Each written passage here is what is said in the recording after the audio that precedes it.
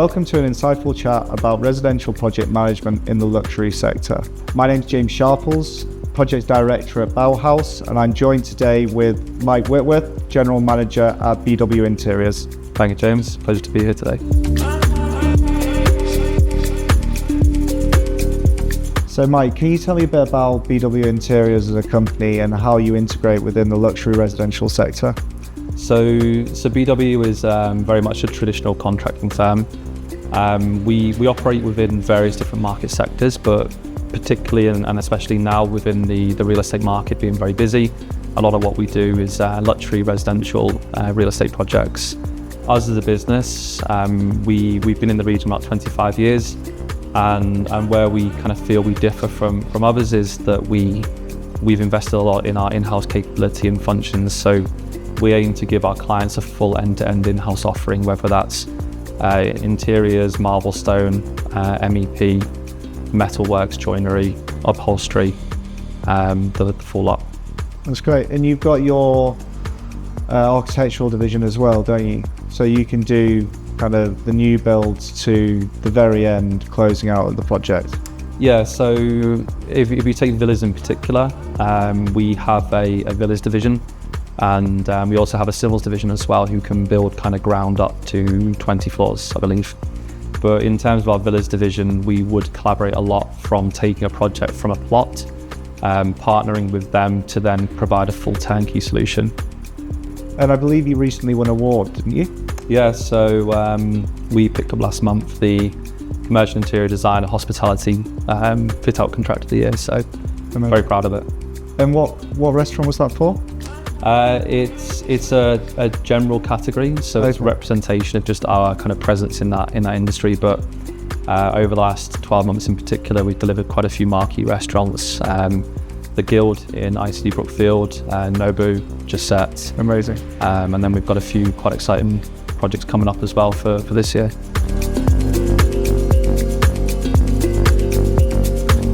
When would you say it's important to involve a project management company in a project? Let's give the listeners a bit of background on how we collaborate together.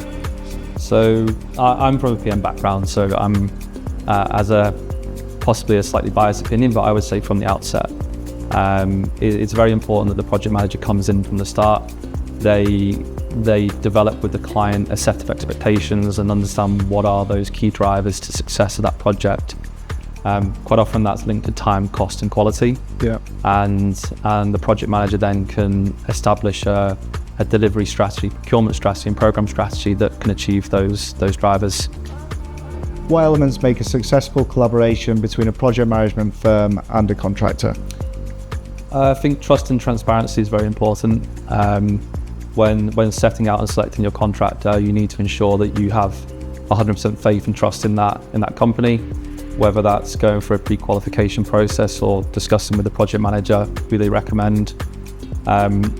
Projects themselves can be quite challenging, and having that openness and communication is very, very important. Yeah, I think that's a key point there, Mike, because projects can go from a couple of months to a couple of years, so depending on the size, and it's so important that we choose the right contractor for the client for a successful collaboration throughout the project. Yeah, couldn't agree. Is there anything that can go wrong at all, or is it a case of organisation and collaboration?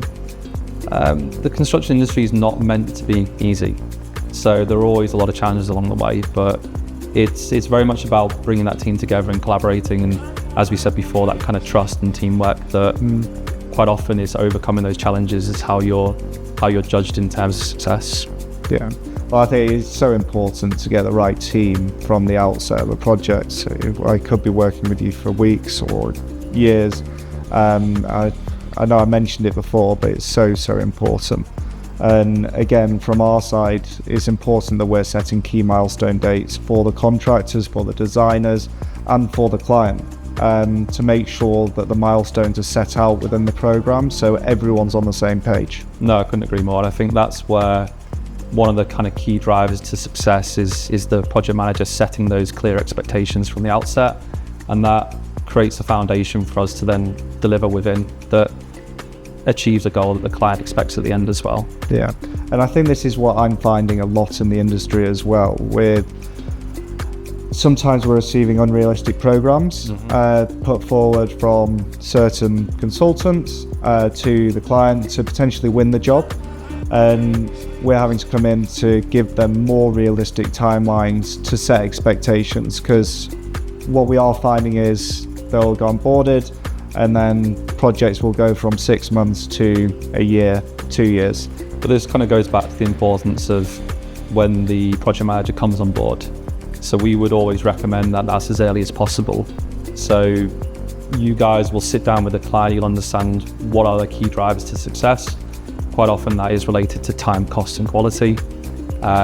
You identify a procurement strategy and a program strategy that can deliver those drivers. And that sets that very clear foundation for when the design teams come on board and eventually then the contractor comes on board. Yeah. And do you prefer having a project manager on board on your projects? Yeah, absolutely. Absolutely. For us, a key component is communication. Yeah. When you have a project manager, you just have a single point of communication, and that person kind of sits between us and the client. So decisions are made very clearly, the communication is very clear, a structure is well defined and followed, and typically for us then, the projects that have a project manager on from the outset tend to be delivered to a better quality, a better time, and obviously time can incur cost as well.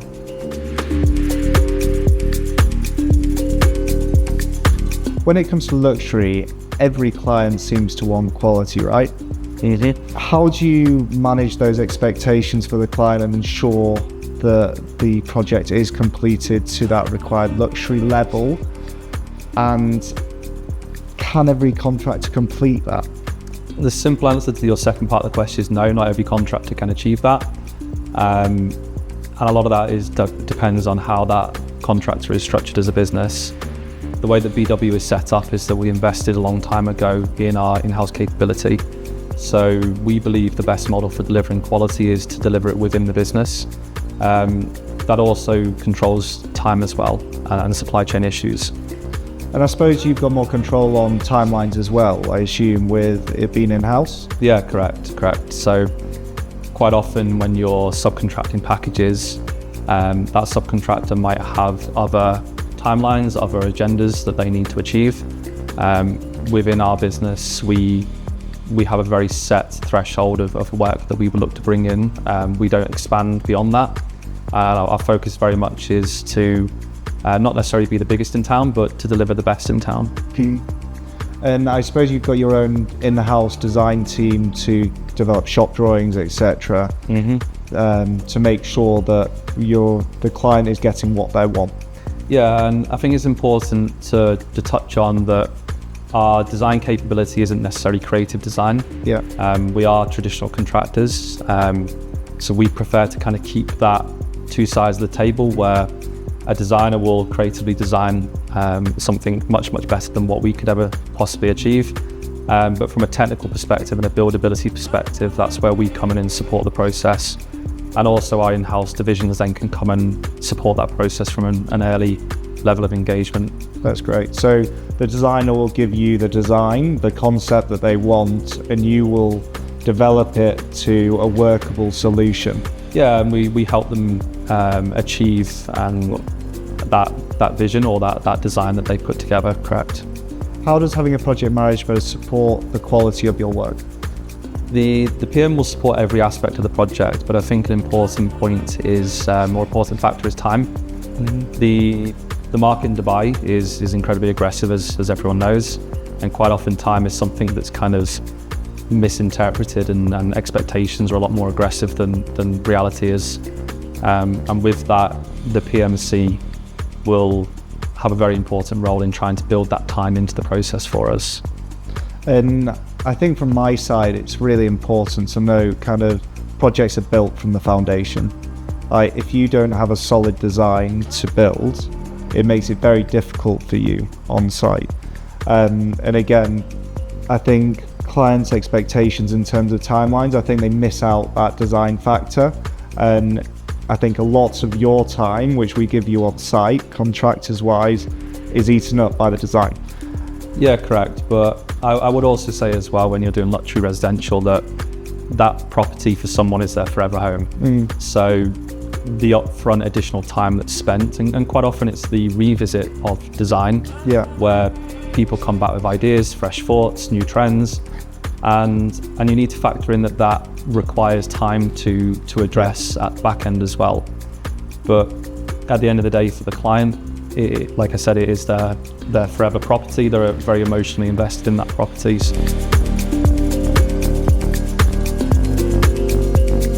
So it's important that time is built in by the project manager, but then that also allows us to put certain steps into the process that allow them to comprehend how that design is going to work, whether it's sampling approvals, mock-ups, prototypes, dry lay inspections, steps like that.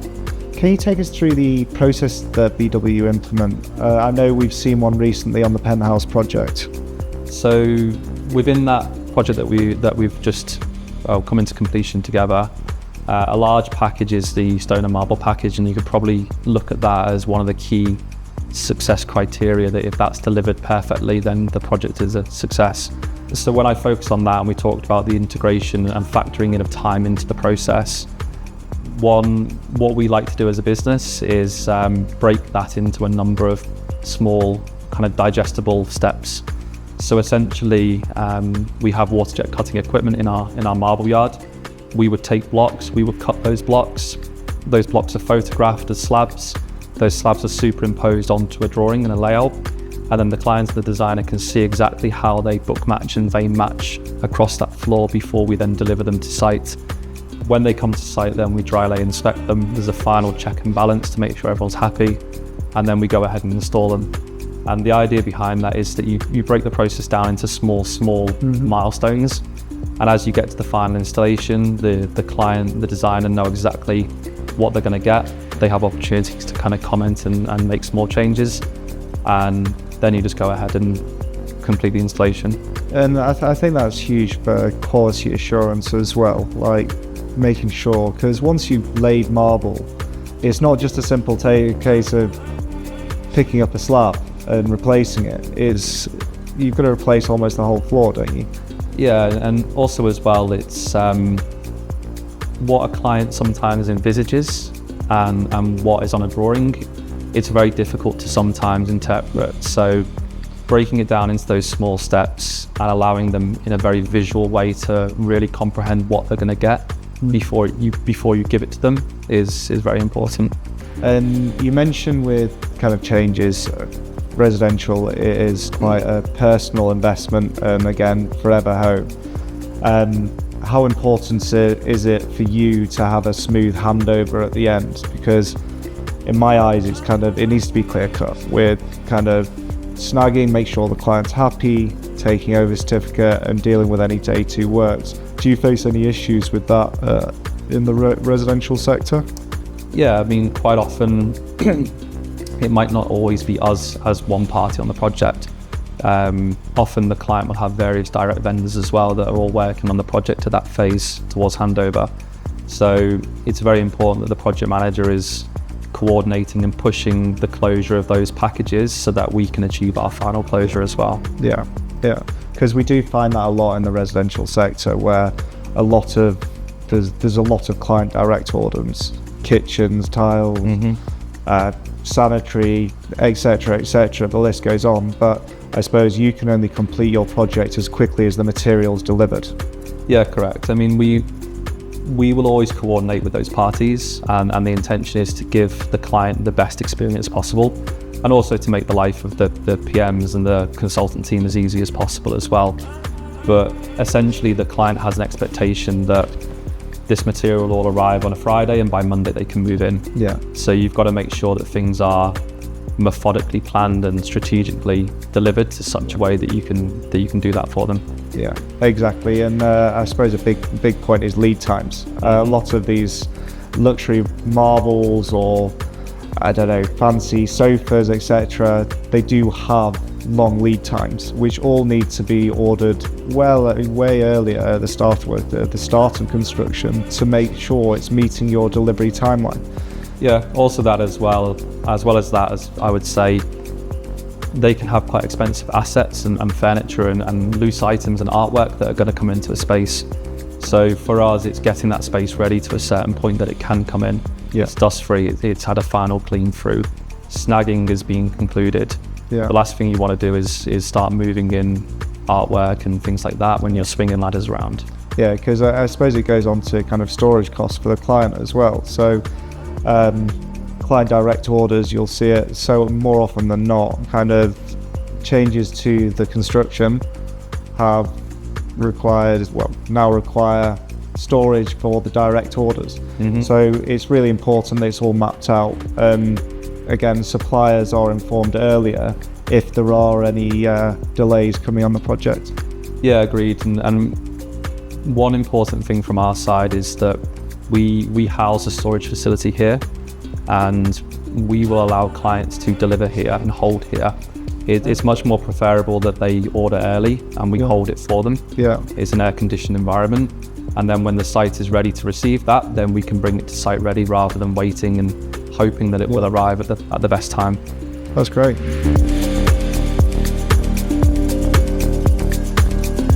How does the collaboration between project managers and contractors enhance the homeowner's experience? I think the most important part is the introduction of the project manager, especially coming in at an early stage. That creates a focal point of communication. That allows communication to be managed upstream and downstream. Quite often we find that where that's not in place and where that's not being delivered effectively, that's where time can be lost, and often with that then there's other cost parameters and issues that come from the back end there. Yeah, I think it's so important, collaboration on a project, and you mentioned it there. So having a good relationship with the contractor and making sure that we are meeting hurdles as quickly as possible and coming up with solutions together as a team rather than me pushing everything on you.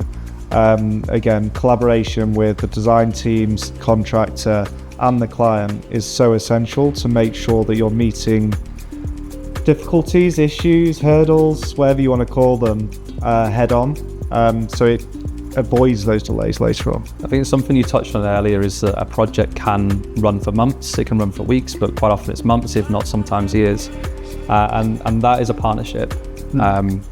The aim and the end goal for all of us together is to give the client the best experience possible, and coming in early and working together as a team is the best way to be able to do that. There's a lot of design trends making a buzz at the moment. What trends are you seeing at the moment as a contractor? I would say introduction of nature is quite an important one. If I touch on the penthouse project we're doing right now, the introduction of outdoor space within the space itself, biophilia, that we're seeing a lot more. One of the obvious ones is sustainability, and I think over the last couple of years we've seen a big drive and push towards more sustainable practices, whether it's construction practices or design and material selections. And the third one I would say is smart technology. I was about to say smart technology. That's something that we are seeing a lot, and something that we're seeing on the penthouse that we're working on together at the moment. But I think importantly, it's simplistic smart technology as well that seems to be the big push at the moment.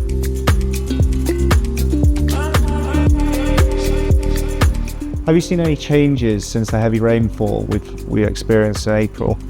We've had a lot of inquiries relating to preventative works.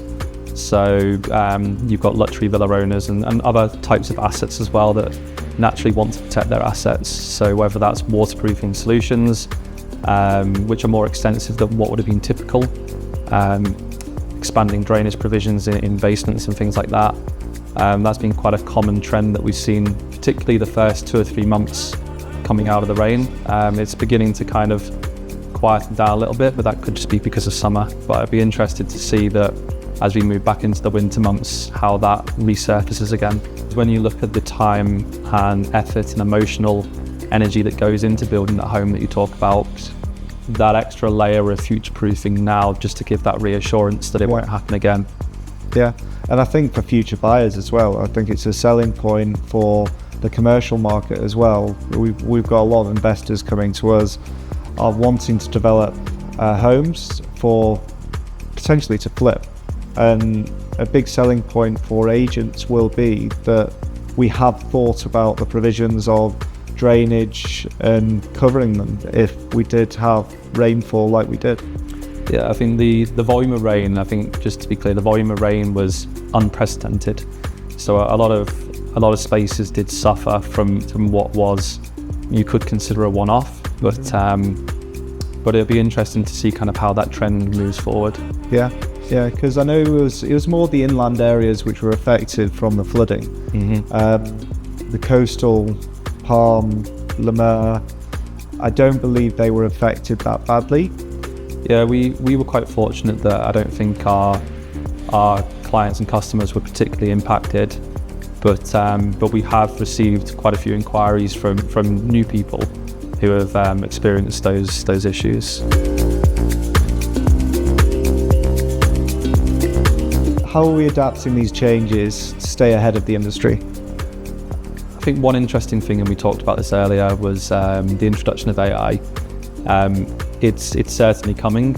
I think a lot of us are trying to understand and comprehend a bit better its capabilities and how it can work within our industry. I think it's going to be interesting to see how that is a disruptor to the future trends over the next 12 months in particular. Yeah. I think we're of the same opinion. It's never going to kind of take over from kind of the design side of things of the project, but coming up with ideas which no one would have ever thought of. You could potentially use it as a potential concept, but the designers and the engineers will always have that impact to make sure that the project is workable. I think you've seen it in building technology already now, and it has never replaced traditional trades, but it is there to support it and drive that next level. So it's still in a infancy stage. I think in the last couple of months people are seeing more and more of it, and it's going to be interesting to see how that shapes the future ways of work. So I suppose it's a pro rather than a con for the industry. Yes, yeah, I mean, things are changing, and change happens very fast, particularly in Dubai. Yeah, are you going to adapt to those changes and move forward? Yeah, we will have to adapt. Quite often it's just understanding what that is to begin with, and then looking at what are the opportunities within our business to integrate that. And we're still very much in that feel and finding fact phase, I suppose, of trying just to really comprehend how we can introduce that into our processes. How it can work, yeah. Mike, thank you so much for your time today. I think it was a really insightful chat. Obviously, I can't wait to work with you on future projects as well. It's an honest joy to work with BW. Thank you very much. And it's so nice to have you in here today. So thank you so much for all your time. If you have any questions about Bauhaus or what we've discussed today, please feel free to visit our website or get in touch over the phone. Thank you.